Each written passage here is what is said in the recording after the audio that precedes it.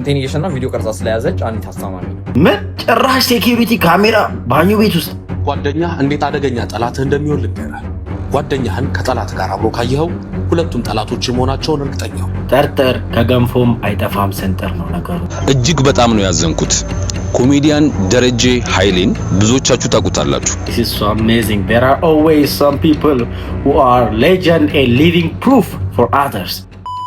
በድጋሚ ጋይስ በሌላ ቪዲዮ ተመልሰናል። ጉድፈላን ልል ፋሲካ is back today with another new video። ቀጥታ ወደ ቪዲዮ እናልፋለን። ፕሊዝ ጋይስ ከዛ በፊት ቪዲዮውን ሰብስክራይብ ማድረጋችሁን እርግጠኛ ሁኑ።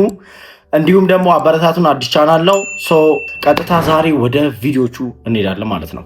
stay tuned.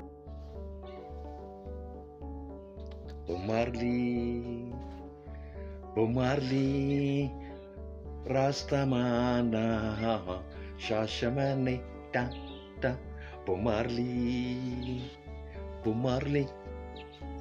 ራስታማን ቫይብሬሽን ሻሸመኔ ወይ አረ ወገን ምንድነው ነገሩ ግን እንዴ?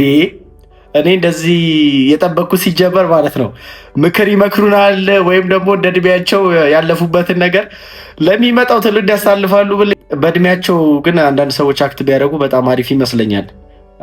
በተጨማሪ ደግሞ ኔቨር ስኪፕ ሎው ኳሊቲ ቪዲዮስ ከዚህ በፊትም ብዙ አጋጥመውኛል። ሎው ኳሊቲ አለው ማለት ቪዲዮ ማይረባ ነው ማለት አይደለም። በቃ በጣም የሚገራርሙ ነገሮችን ነው ፖስት ወይም አፕሎድ የሚያደርጉት ቲክቶክም ላይ ሌላም ሶሻል ሚዲያ ላይ እና ነጋሼ እንግዲህ እዚህ ላይ ምን እየሰሩ እንደሆነ እግዚአብሔር ይወቀው። ብቻ እንታዘባለን እኛ ታናናሾቻችን።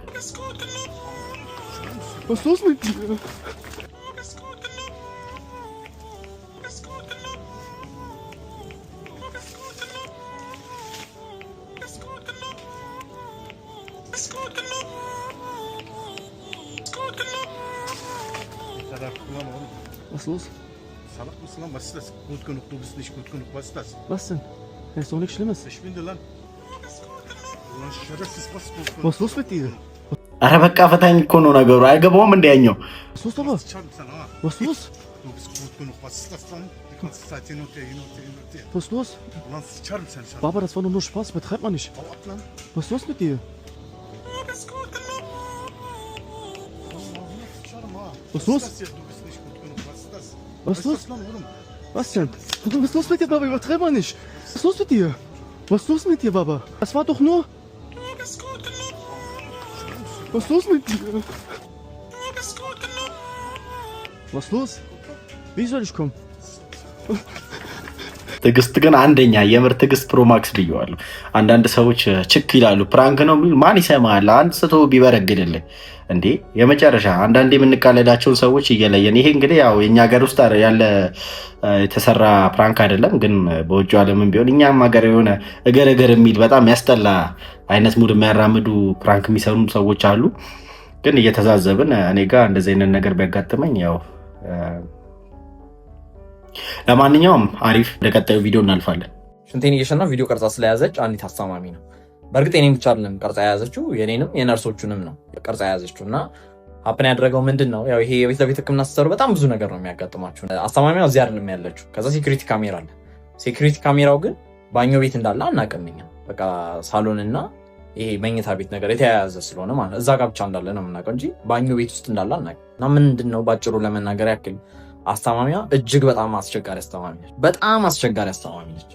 በቀን አንድ ጊዜ መለካት ያለበትን ነገር በቀን 48 ጊዜ መለካት አለበት በየ30 ደቂቃው ብላ ነርሶቹን እጅግ በጣም የምትጫናቸው።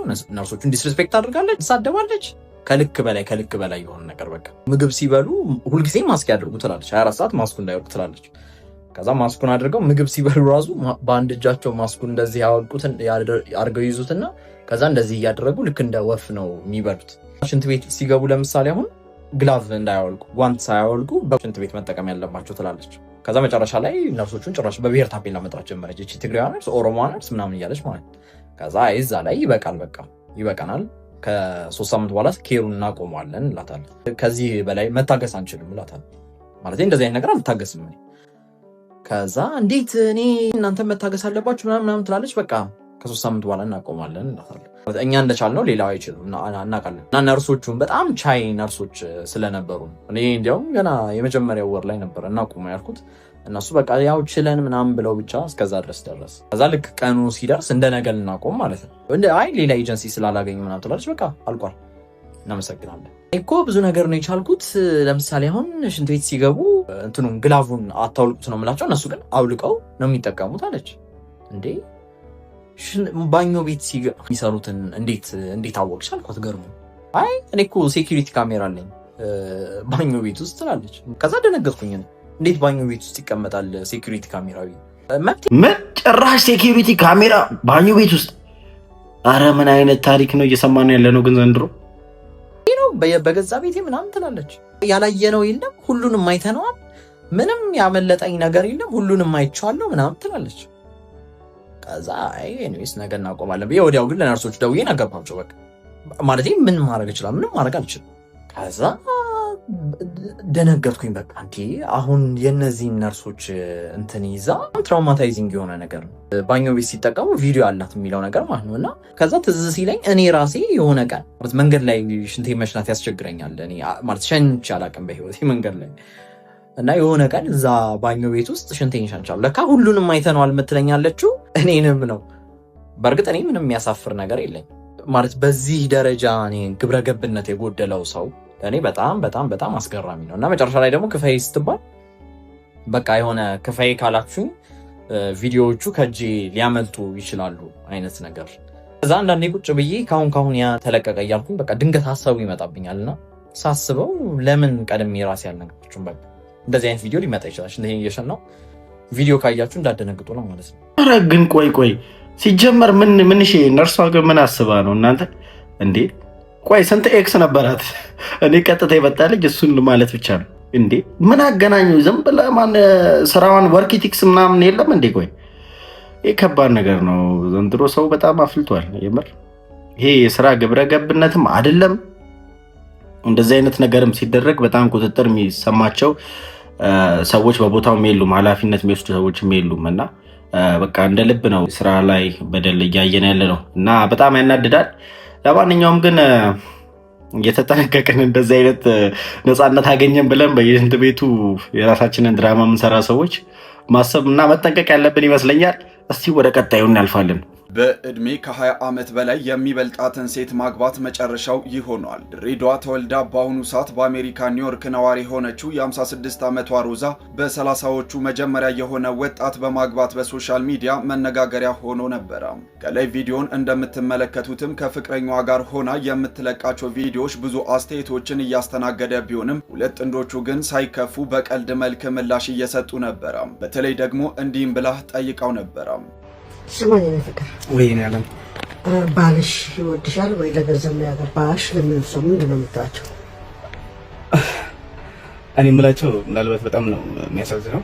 ባልሽ ይወድሻል ብቻ ሳይሆን ይሞትልኛል ብያቸው። እሺ ታዲያ ሮዛ መኪና ጭምር ገዝታለት ወደ ኒውዮርክ ሄዳ እግሯ እንደረገጠ ጎልማሳው የ16 ሚሊዮን ግምት የሚያወጣ የተባለውን መኪና ሽጦ ስልኩንም ዘግቶ ደብዛው እንደጠፋባትም ተገልጿል። እሷም በአሁኑ ሰዓት እየየዋን የቀጠለች ሲሆን በአሁኑ ሰዓት እንግዲህ አብዛኛው ወጣት በእድሜ የምትበልጠውን በማግባት ላይ ተጠምዷል። በዚህም አንዳንዶች ፍቅር ኃያል ነው የሚል ማስተባበያ የሚሰጡ ሲሆን እናት መረጃ በበኩሉ ሁሉም በልኩ ሁሉም በጊዜው ያምራል ይላል። እናንተስ በዚህ ላይ ምን ትላላችሁ? ሀሳባችሁን በኮመንት ላይ ስጡበት።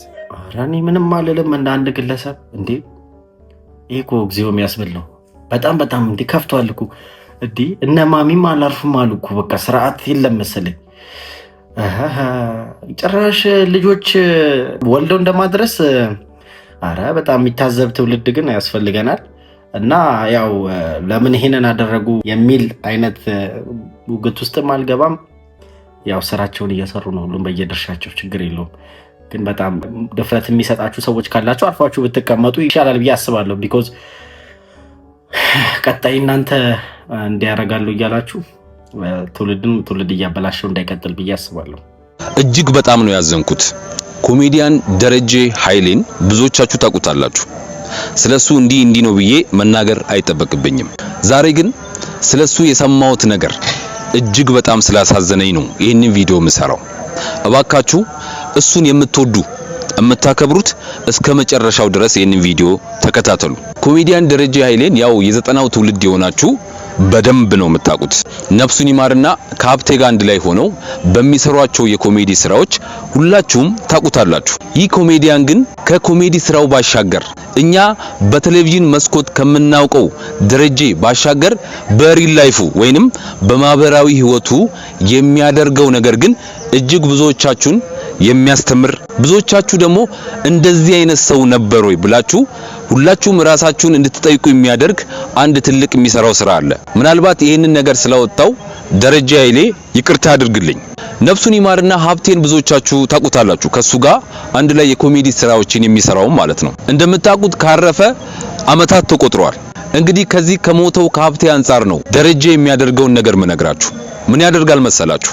ጓደኛው ሀብቴ ከሞተ ቀን ጀምሮ ደረጀ ከሚያገኘው ገቢ ግማሹን እኩል እያካፈለ እስካሁን ድረስ ለሀብቴ ቤተሰቦች ይሰጣል።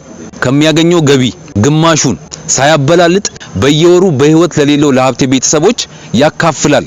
የሱን ቦታ ተክቶ ጉድለታቸውን ይሞላል። በሀብቴ ያለመኖር የሀብቴ ቤተሰቦች እንዳይሰማቸው፣ በሀብቴ ያለመኖር የሀብቴ ቤተሰቦች ምንም ነገር እንዳይጎልባቸው ሲል የጓደኛውን ጉድለት ከሞተ ቀን ጀምሮ እስካሁን ድረስ እየሞላለት ነው። ይሄንን የመሰለ ታዲያ ጓደኝነት አለ? ግን አንድ ጥያቄ እስኪ ከዚህ አንፃር ልጠይቃችሁ። የእናንተ ጓደኛ ካረፈ ወይንም ከሞተ በኋላ ምን ያህል ቤተሰቡን ትጠይቃላችሁ? ምን ያህል በሱ ምክንያት የጎደለባቸውን ነገር ትሞላላችሁ?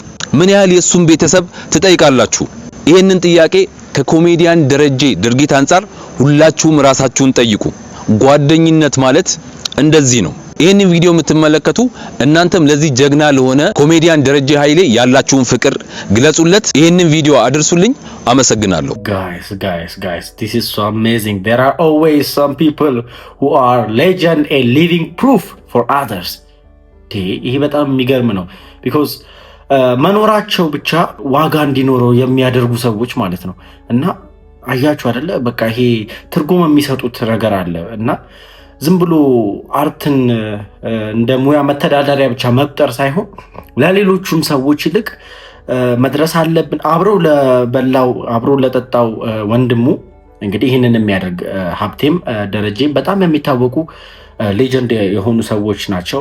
ሀብቴ በዚህ ዓለም ላይ የለም፣ አርፏል። እንግዲህ ግን ደረጀ እውነት በጣም ትልቅ ነገር ነው እያደረገ ያለው። ቤተሰቡን እያገዘ እንዲሁም ደግሞ እየጠየቀ አለው እያለ የሀብቴ አሻራ እንዲኖር እያደረገ ነው ያለውና ይሄ በጣም ሊመሰገንና ክብር ሊሰጠው የሚገባ ትልቅ ነገር ነው። በጣም ለሌሎቹም ተምሳሌት የሚሆን ነገር ነው እያደረገልን ያለው። እናመሰግናለን። ከእንደዚህ አይነት ሰዎች ነው የምንማረው ማለት ነውና በጣም ለየት የሚልና ደስ የሚል ነገር ነው የሰማነው። ጋይስ እስካሁን ድረስ ቪዲዮን እየተከታተላችሁ ካላችሁ ሰብስክራይብ ማድረጋችሁ በድጋሚ ማረጋገጥ ይኖርባችኋል። ወደ መጨረሻ ቪዲዮ እንሸጋገራለን ማለት ነው። ጓደኛ እንዴት አደገኛ ጠላትህ እንደሚሆን ልንገርህ። ጓደኛህን ከጠላት ጋር አብሮ ካየኸው ሁለቱም ጠላቶች መሆናቸውን እርግጠኛ ሁን። አንዱ በግልጽ ሌላኛው ደግሞ በስውር። አንዳንዶች በፈገግታ ይመጣሉ፣ አብረው ማዕድ ይቆርሳሉ፣ በጨዋታ ይስቃሉ፣ በፊትህ ያሞካሸዋል። በልባቸው ግን ስምህ ከነርሱ በላይ እንዳይገን በስውር ይመኛሉ። ስለ ጓደኝነት ያለው መራራ እውነት ይሄ ነው። በጣም የሚጎዱ ሰዎች መቼም ቢሆን በአዳን አይደለም። ህልምህን የሚያውቁና ጥርጣሬን የሚዘሩብህ ሚስጥርህንና እምነትህን አውቀው ለራሳቸው ጥቅም አሳልፈው የሚሰጡ የቅርብ ሰዎች ናቸው። የማካቬሌን የኃይል ጥበብ መጽሐፍ ካነበብ ከነዚህ ከቅርብ ጠላቶች መጠንቀቅ ትችላለህ። ዋው ይሄ እውነት ነው። ጠርጥር ከገንፎም አይጠፋም ስንጥር ነው ነገሩ ጋይስ። ያው እያልኳቸው ያሉት ሁሉንም ሰዎች በሌላ በኔጌቲቭ አይ እንዳታዩቸው፣ ግን ይሄ ሊያስተምራችሁ ይገባል። የሆነ ፎር ዘ ሎንግ ረን በላይፋችሁ ውስጥ የሆነ ታይም ላይ የሚደርስ ነገር ነው ብዬ አስባለሁ። ሁላችንም ከራሳችን ጋር አቆራኘ ነው ማለት ነው። ሶ የምንማርበትን ነገር እንወስዳለን ማለት ነው ከእንደዚህ አይነት ሜሴጅ ውስጥ በቀጥታ። ሶ ዛሬ የነበረን ቪዲዮ በጠቅላላው ይህንን ይመስል ነበር። ለቆያችሁ አብራችሁ ለተከታተላችሁ እስካሁን ድረስ ሪሊ አፕሪሺየት ለራሳችሁ አጨበጭባለሁ። እንዲሁም ደግሞ ሰፖርት ማድረግ ትችላላችሁ። ቻናሉ በሌላ ሳይሆን ላይክ፣ ሰብስክራይብ እና ሼር በማድረግ ቤተሰብነታችሁን አረጋግጡ እላለሁ። የሚቀጥለው ደግሞ ያበዱና በጣም አሪፍ እናንተ የሚያስተምሩ የምንነጋገርባቸውን አብረን የምንወያይባቸውን አይነት ሀሳቦች የያዘ ቪዲዮዎችን አምጥቼ ሪያክት ወይም ደግሞ ፐርሰናል ኦፒኒየንን ሪፍሌክት አድርግበታለሁ። በቀጣይ እንገናኛለን። ቸር ያቆየን።